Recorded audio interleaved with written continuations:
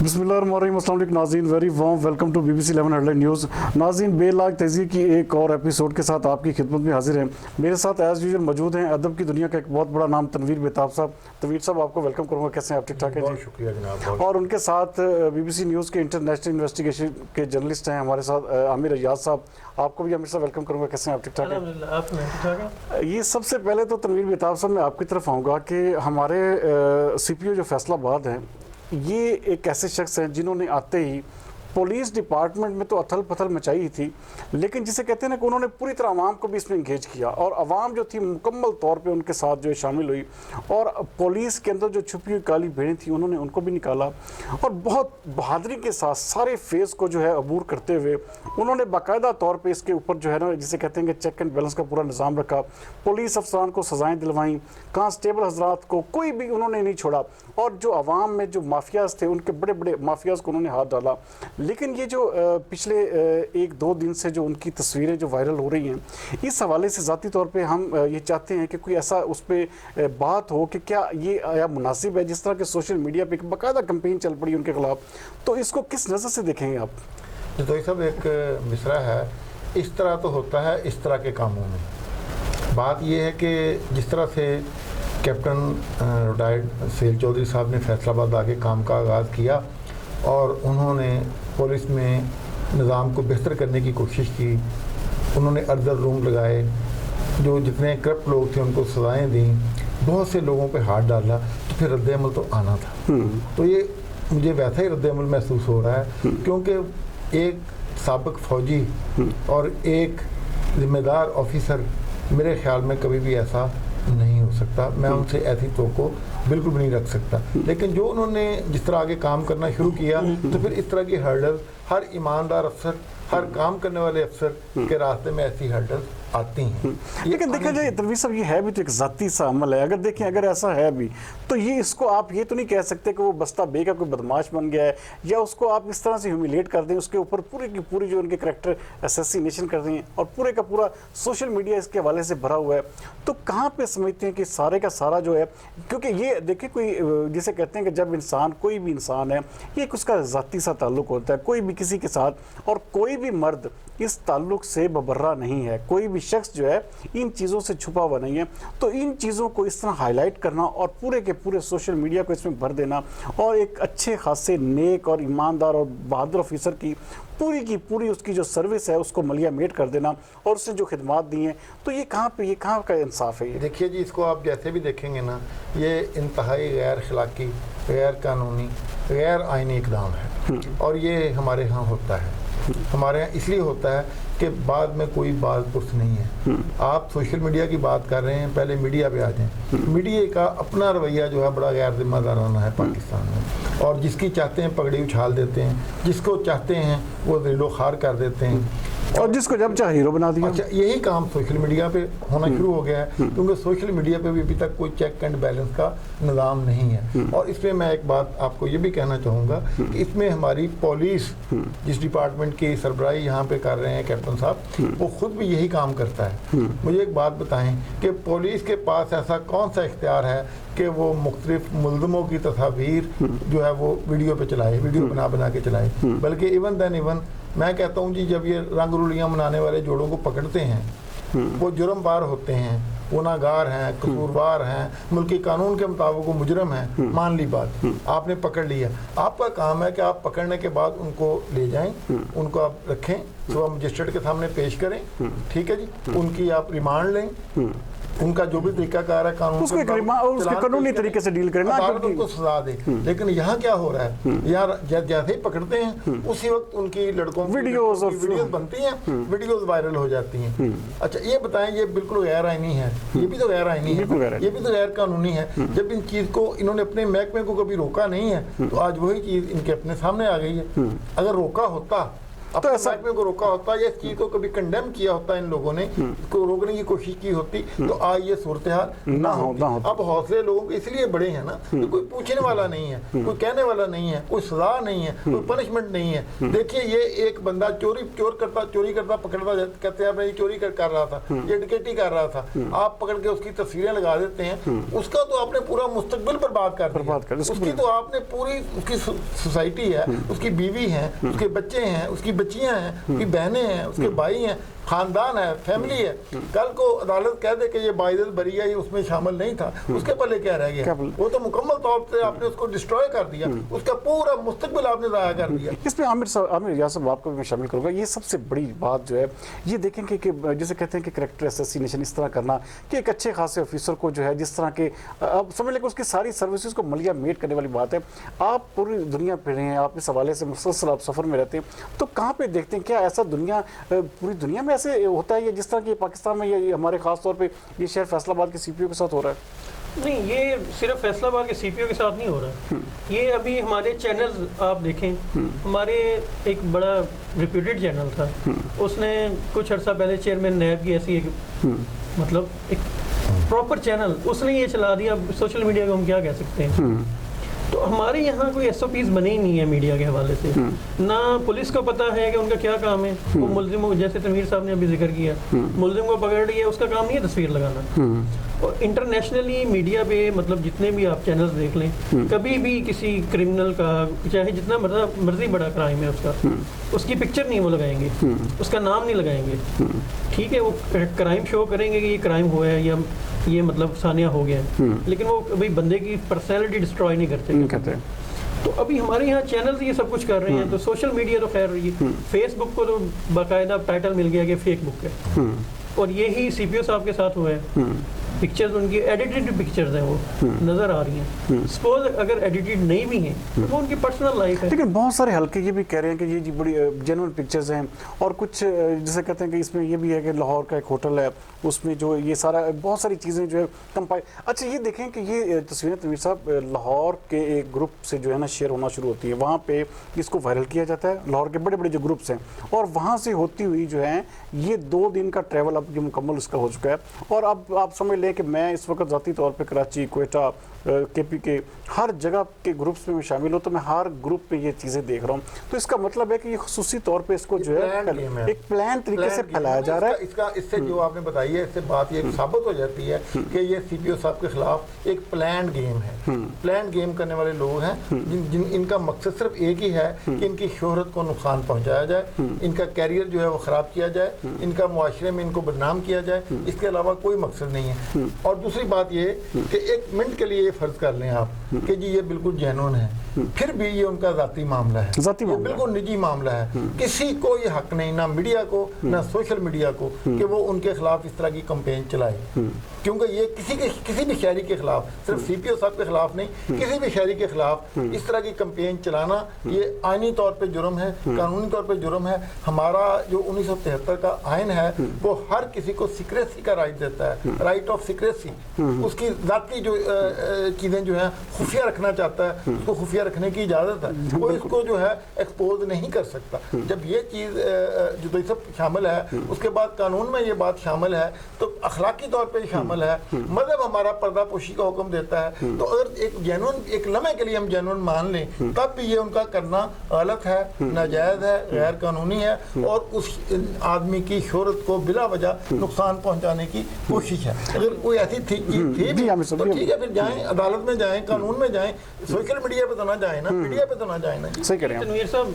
अच्छा, सीपीओ साहब को हम अगर वो एक गवर्नमेंट ऑफिसर है, एक रिप्यूटेड पर्सन है, उसको एक साइड पे भी रखे, जिस खातून की उन्होंने तो पिक्चर्स वायरल की हैं, अब उसके बच्चे भी होने हैं, उसके भाई भी हैं, उसका पूरा खानदान है। देखिए वो डायरेक्टर है वुमेन डेवलपमेंट में, एक जाती जिसे कहते हैं कि बहुत बड़ी पोस्ट है, और वो उन्होंने बाकायदा एडिशनल सेक्रेटरी रही है 2-3 डिपार्टमेंट्स की, की सोशल वेलफेयर है, उसके अलावा ADCG रही हैं गुजरांवाला में, असिस्टेंट कमिश्नर रही हैं गुजरांवाला में, और इस वक्त एक बहुत ही वेल रिप्यूटेड जो हमारे जो FIA के डायरेक्टर हैं उनकी जो वाइफ हैं वो, तो ये एक किस्म का जिसे कहते हैं कि पूरे के पूरे आपने 3 खानदानों को मुकम्मल तौर पे उनकी शोहरत को दागदार करने के बाद। और नाज़रीन, हम इसमें बिल्कुल, मैं आपको बताता चलूँ कि हम इस प्रोग्राम में बिल्कुल कोई तस्वीर शामिल इसीलिए नहीं कर रहे क्योंकि हमें हर एक फैमिली की जो इज्जत मुकद्दम है हमारे लिए इंतहाई कीमती अशखास हैं। और छोटा सा ब्रेक लेंगे, ब्रेक के बाद डिस्कस करेंगे कि किस तरह से ये सारा मामला टैकल किया जा रहा है और किस तरह माफियाज जो हैं वो CPO फैसलाबाद के पीछे लगे। तो कहीं बात जाइएगा, मिलते हैं एक छोटे से ब्रेक के बाद। HN ट्रेडर्स, अब घर सजाएं अपनी मर्जी से। फैसलाबाद का सबसे बड़ा ट्रेडिंग सेंटर जहां आपको मिले मोल्टी फोम की सबसे ज्यादा variety, Molty sleep mattresses, Molty foam flex, Molty ortho, Molty cool gel, spring mattresses, master Celeste paces, master Celeste bravo, master Celeste gold plus. We deal with all kind of mattresses, unique variety of sofa cum bed, master multi furniture. Special offer for our customer for limited time. 2 pillow free along with all kind of mattresses. HN Traders. Address Amin Town near Kashmir Oil Mills, opposite Circle Club, Faisalabad. Call 0323 6669 291, 0321 655 0729, 041 8751 877। Welcome back नाज़रीन, जैसे कि break पर जाने से पहले बात कर रहे थे कि जिस तरह CPO फैसलाबाद ने यहाँ पे बड़े बड़े माफियाज को नकेल डाली और बड़े बड़े जिसे कहते हैं बड़े तुरम खान बने फिरते थे, उनको भी उन्होंने पाबंद सलासल किया। और पुलिस के अंदर जो काली भेड़ें थी और पुलिस के अंदर जो छुपे हुए जराइम पेशा नासर थे उनको भी बेनकाब किया और उनको बाकायदा तौर पर जिस तरह के इनके साथ हो रहा है, जिस तरह की इनकी तस्वीरें, उसी तरह उनकी तस्वीरें लगाएगी। ये एक जिसे कहते हैं, हम भी एक सोशल मीडिया एक्टिविस्ट या एक बतौर साफ़ी होने के नाते हम भी यही समझते कि ये उन्हीं तस्वीरों का बदला ही उनसे लिया जा रहा है।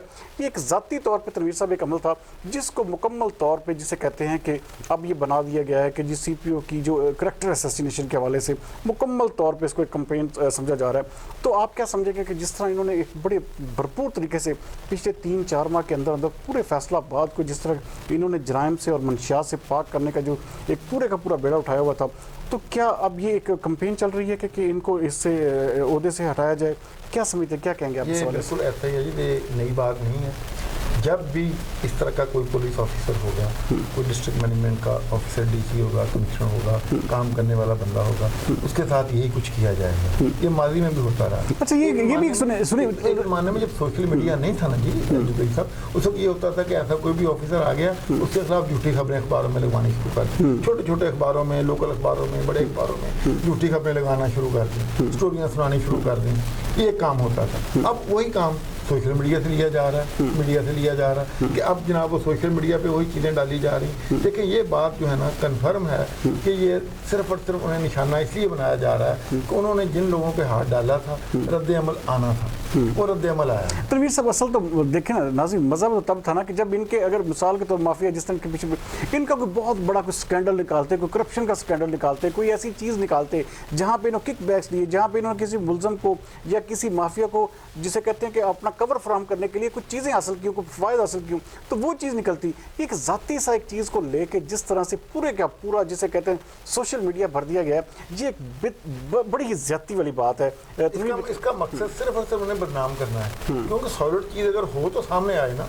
अगर तो कोई सॉलिड चीज़ हो, करप्शन का सबूत हो, किसी और चीज़ का हो, तो यकीनन सामने ले आते, रायत नहीं करते वो लोग। लेकिन अब जब कोई चीज़ नहीं मिली तो फिर आखिरी चीज़ तो जो सब यही बचती है ना हमारे यहाँ। हाँ बिल्कुल, उसकी इज्जत को जो तार किया जाए, कीचड़ होता है, उछाल, मैं जो चाहूँ आप पे इल्जाम लगा दूं, आप जो चाहें मुझ पे इल्जाम लगा दें, कौन पकड़ने वाला है, कौन कहने वाला है? तो ये एक जब बंदा, ये हारे हुए बंदे की निशानी होती है, जब उसके पास कोई सबूत ना हो, उस बंदे के खिलाफ कोई और चीज ना मिले, तो फिर ऐसी चीजें शुरू कर दी जाती हैं। फिर यही बेबुनियाद किस्म का इस तरह का कोई ना कोई प्रोपेगेंडा शुरू कर दिया जाता है। आमिर रियाज साहब, नो डाउट कि कहते हैं, मैं भी चलो मैं समझता हूँ कि ये तस्वीरें जो हैं एडिटेड नहीं हैं, इसके ऊपर कुछ भी ऐसा मीनाकारी नहीं की गई, ये जेन्युइन तस्वीरें, चले जी हम एक वक्त के लिए मान लेते हैं, लेकिन उसको इस तरह उछालना, उसको इस तरह से पूरे का पूरा मैनिपुलेट करके पूरी कैंपेन चलाना, और हर एक देखिए पाकिस्तान भर के, जैसे कि मैं बता रहा हूँ कि मैं खुद उन ग्रुप्स में शामिल हूँ, पूरे पाकिस्तान के ग्रुप्स में इन तस्वीरों को जो फैलाया जा रहा है।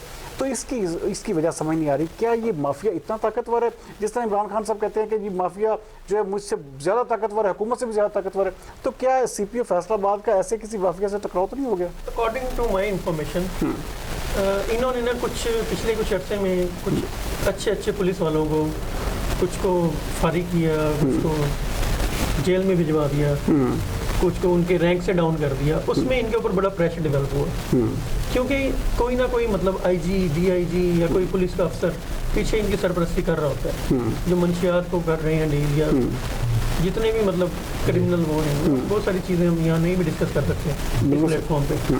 तो ये जब इनके ऊपर प्रेशर आया, इन्होंने प्रेशर वो नहीं लिया, इन्होंने जो बंदा गिल्टी था उसको इन्होंने अंजाम तक पहुँचाया है। और मेरे ख्याल में इनके ऊपर ये जो प्रेशर डेवलप हुआ है वो सबसे बड़ा प्रेशर वही है कि इसमें बहुत सारे पुलिस वाले इन्वॉल्व थे इन क्रिमिनल कामों में, जो अच्छी सीटों पे बैठे हुए थे, जिनको मंथलियाँ जा रही थी। जब उनकी मंथलियाँ बंद हुई हैं तो जाहिर है उन्होंने इनको किसी न किसी तरीके से साइड पे तो करना था।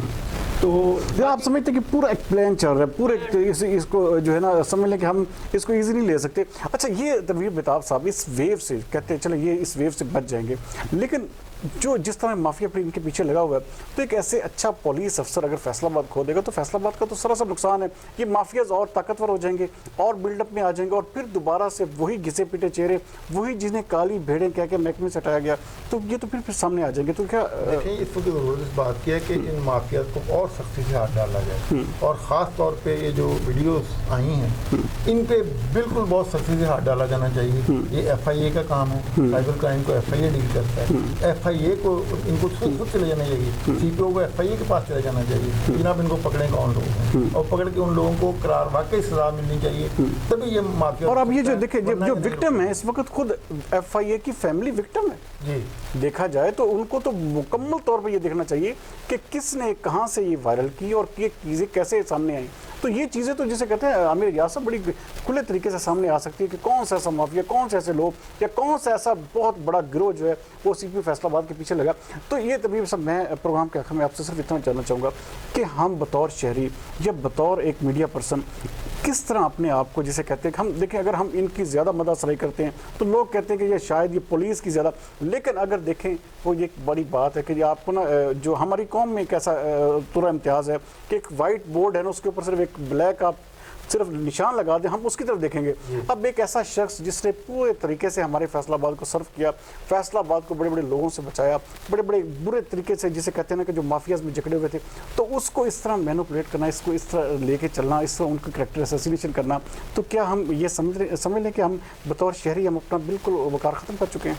देखिए जी, बात यह है कि हम तो अपने इस प्रोग्राम में पहले भी उनकी जो काम है उनको उनका जिक्र करते रहे हैं, बताते रहे हैं, और काम बहुत ज़्यादा हो रहा था, तुम बता रहे थे ना, ऐसे तो नहीं बता रहे थे ऐसे। अच्छा, दूसरी बात ये है कि ज़ाहिर है कि रुकावटें हमेशा होती हैं, ये नेकी और बदी का ज़माना हमेशा रहा। CPO साहब को कैसे डील करना चाहिए इस मामले को? CPO साहब को कैसे? CPO साहब को इसको बिल्कुल जो है ना अपने ऊपर प्रेशर नहीं लेना चाहिए। एक ऊपर अल्लाह ताला की ज़ात भी बैठी है, वो देख रही है कौन सही है कौन गलत है। उन्हें इस मामले को खुदा पे छोड़ देना चाहिए और बिल्कुल बेधड़क होके उन्हें यहाँ मैदान में खड़े होना चाहिए, मैं ये समझता हूँ। और उन्हें चाहिए कि वो अपना जो है ना पूरा असर और सूख इस्तेमाल करें इन लोगों को पकड़ने के लिए कि ये कौन लोग हैं जो उनके पीछे लगे हुए हैं, कौन लोग हैं जो उनकी इज्जत को उछालना चाहते हैं, कौन लोग हैं जो उनका कैरियर बर्बाद करना चाहते हैं। उन्हें इन लोगों को पकड़ना चाहिए, उन्हें करार वाकई सजा देनी चाहिए। और सिर्फ ये CPO साहब का काम नहीं है, ये उनके पूरे डिपार्टमेंट का काम अगर देखा जाए तो बिल्कुल कमांडर के साथ उनके पूरे सीनियर्स को चाहिए, ठीक है जी। उसमें मैं चाहूँगा RPO साहब को चाहिए,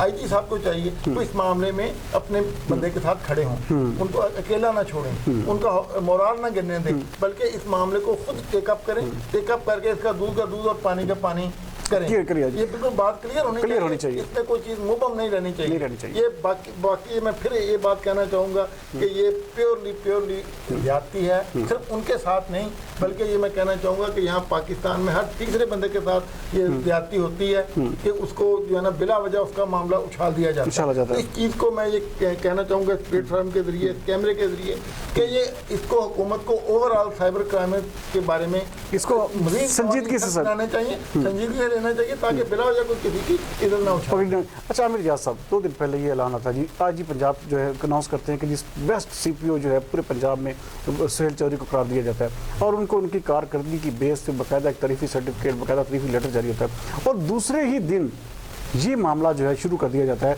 और बाकायदा उसकी कंपेन जो है बड़े प्रोग्राम के आखिर में CPO फैसलाबाद को आमिर रियाज साहब क्या सजेस्ट करेंगे कि इस ये जो एक ऐसी कश्मकश की सूरत पड़ गई है जो उनकी ज़ातियात के ऊपर बात आ गई है, तो इससे ओहदा बराबर कैसे हो सकती है? मैं बेसिकली CPO साहब को एक मैसेज समझ लें इसको देना चाह रहे हैं हम कि उन्होंने जो जंग छेड़ी है ना मंशियात के साथ, इसमें आपको भी पता है, तमीर साहब आपको भी पता है कि इसमें जितना माफिया इससे अटैच है ना और जितना पुलिस डिपार्टमेंट इससे फ़ायदा उठा रहा है, उनको ये जंग तो जो है ना अब जान पे खेल के लड़नी पड़ेगी।